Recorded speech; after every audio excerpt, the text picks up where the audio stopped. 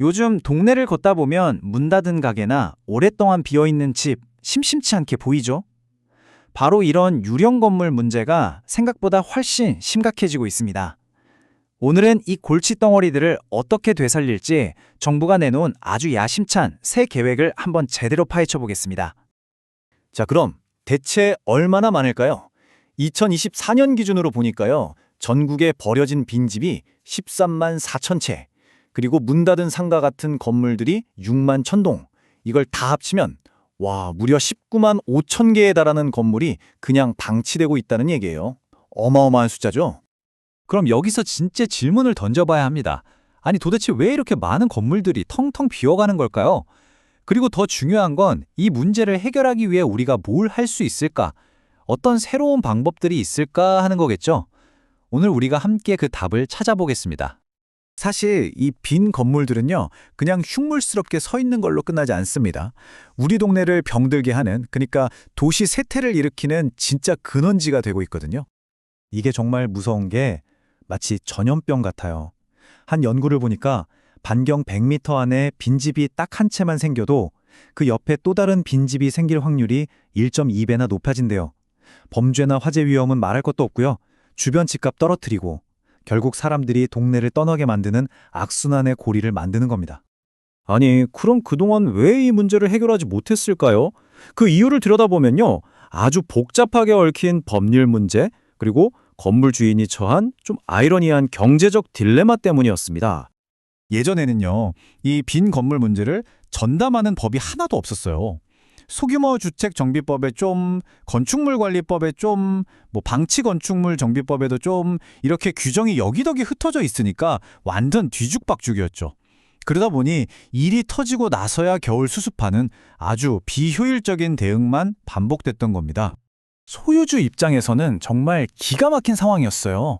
왜냐면 건물을 철거하는 게 오히려 돈이 더 드는 구조였거든요.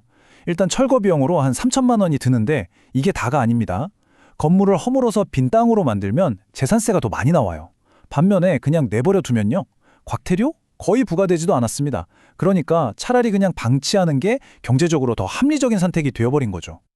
바로 이 꽉 막힌 상황을 뚫기 위해서 정부의 새로운 청사진이 딱 등장합니다. 앞에서 말한 모든 문제들을 한 방에 해결하기 위해서 흩어져 있던 규제들을 하나로 싹 모은 빈 건축물 정비 특별법이라는 걸 만든 거죠. 자, 그럼 옛날이랑 뭐가 달라졌을까요? 이 표를 보시면 한눈에 들어옵니다. 여기저기 흩어져 있던 법적 근거가 하나로 통합됐고요. 대상도 그냥 빈집이 아니라 상가 같은 모든 빈 건축물로 확 넓어졌어요. 근데 진짜 중요한 변화는 바로 전략입니다. 예전처럼 문제가 터지면 허둥지둥 대응하는 게 아니라 이제는 매년 현황을 꼼꼼히 체크하면서 선제적이고 체계적으로 관리하겠다는 거예요. 이 새로운 전략, 사실 핵심은 아주 간단합니다. 모든 빈 건물의 잠재력을 하나하나 따져봐서 딱 두 가지 길, 적극적으로 철거할 것인가, 아니면 창의적으로 되살릴 것인가, 둘 중 하나를 선택해서 맞춤형으로 관리하겠다는 겁니다. 자, 그럼 첫 번째 길부터 볼까요? 적극적 철거입니다. 이건 말 그대로 건물이 낡고 활용 가치도 낮다고 판단되면 과감하게 철거해서 공간을 깨끗하게 비우고 새로운 출발을 준비하자는 거죠. 정부가 이걸 그냥 말로만 하는 게 아니라는 건 예상을 보면 딱 알 수 있어요. 빈 건물 철거 지원 예산이 2026년에는 무려 2배 이상으로 뜰 예정이거든요. 철거에 아주 힘을 실겠다는 확실한 신호죠. 철거를 더 쉽게 하려고 구체적인 당근과 채찍도 준비했습니다. 소유주한테는 세금 혜택을 주고요. 정부는 위험한 건물이다 싶으면 철거 명령을 더 빨리 내릴 수 있게 됐어요. 특히 이거, 개발사가 자기 사업구역 바깥에 있는 빈 건물을 철거해주면 용적률 같은 인센티브를 주는 방안. 이거야말로 민간 참여를 끌어낼 아주 똑똑한 전략이라고 할 수 있죠. 하지만 모든 건물을 다 부술 수는 없잖아요. 그래서 두 번째 길이 필요합니다. 바로 창의적 재생이에요. 위키도 좋고 잠재력이 충분한 건물들은 철거 대신에 완전히 새로운 자산으로 되살려서 적극적으로 다시 쓰는 걸 목표로 합니다. 이걸 위해서 아주 재미있는 세 가지 개념이 새로 도입돼요. 첫 번째가 빈 건축물 관리업입니다.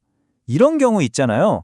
지방에 낡은 집을 물려받았는데 내가 직접 가서 관리하기는 어렵고 바로 그런 사람들을 위해서 전문 업체가 건물을 아주 멋지게 리모델링해서 임대 수익까지 만들어주는 그런 새로운 서비스가 생기는 겁니다.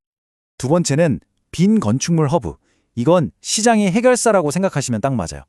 여러 사람의 이해관계가 막 엉켜 있어서 아무도 손대지 못하는 골치 아픈 건물 있죠? 그런 걸 공공이 먼저 사들여서 권리관계를 깨끗하게 정리해주는 거예요. 그리고 나서 민간 개발사에 넘기거나 직접 공공 프로젝트를 진행하는 거죠. 그리고 세 번째, 도시체험시설. 저는 이게 정말 기발한 아이디어라고 생각해요. 예를 들어 낡은 공장이나 창고의 거칠고 독특한 분위기는 그대로 살리는 거예요. 그러면서도 법적으로는 그 공간에 팝업 스토어나 갤러리, 예쁜 카페 같은 걸 열 수 있도록 규제를 풀어주는 거죠. 덕분에 아주 개성 넘치는 공간들이 막 탄생할 수 있게 되는 겁니다. 결국 이 모든 계획의 핵심은 딱 하나입니다. 바로 관점의 전환이에요. 지금까지 도시의 골칫덩어리, 부채로만 여겨졌던 빈 건물을 이제는 지역의 활력을 불어넣는 소중한 자산으로 다시 보겠다는 거죠. 이상경 국토교통부 1차관의 이 한마디가 정부의 비전을 아주 명확하게 보여줍니다. 단순히 위험한 건물을 없애는 데서 그치는 게 아니라 이 빈 공간들을 우리 지역을 살리는 새로운 기회로 만들겠다는 강한 의지가 느껴지죠? 자, 마지막으로 여러분께 질문 하나 드리고 싶습니다. 만약 여러분 동네에 있는 그 텅 빈 공간을 여러분 마음대로 바꿀 수 있다면 그곳에 무엇을 만들고 싶으신가요? 아마 그 상상 속에 오늘 우리가 나눈 이야기의 진짜 의미가 담겨 있을 겁니다.